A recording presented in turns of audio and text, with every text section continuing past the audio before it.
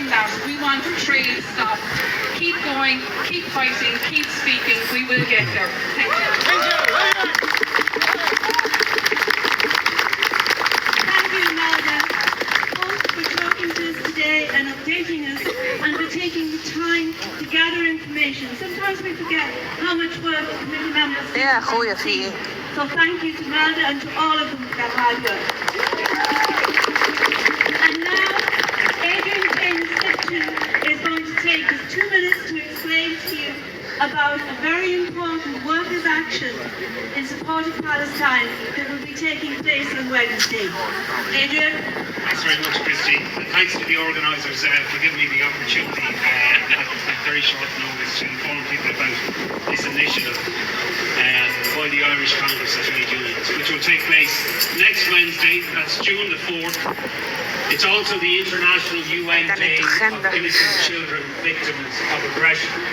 So we're asking all workers, be they in a union or not, and if you're not in the union, you should be in the union, to pause for a moment of solemn reflection at 1:05 as a simple act of solidarity with the people of Palestine and remembrance for the loss of life and violations of international law over the last 600 days.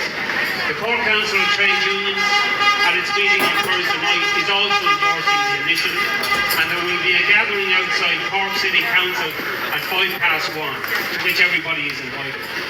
And I also believe that the main churches are also on board, and they will ring out their bells all over the country at 1:05 on Wednesday as well. So there are materials, mostly posters, downloadable from participating unions, and all ICT unions have social media connections at which you can register your event or post photos or videos to social media sites.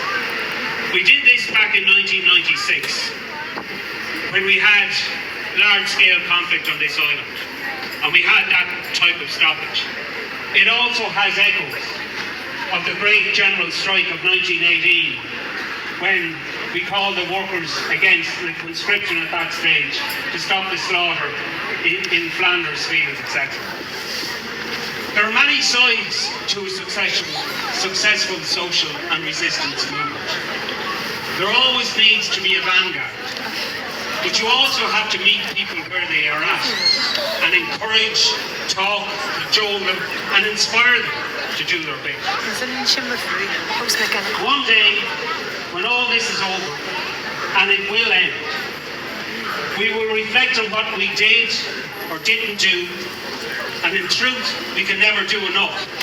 But while it may seem crass to assess how successful our global solidarity movement has been against the backdrop of tens of thousands of lives lost and the utter destruction of Gaza, we are prevailing, as Christine and as Imelda have said, and ultimately we shall overcome.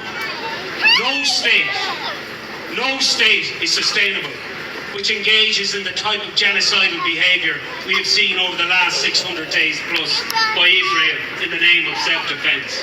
And Rashid Khalidi, the Palestinian historian, was asked last year in UCC, had he any hope for the Palestinian cause? And he said he did.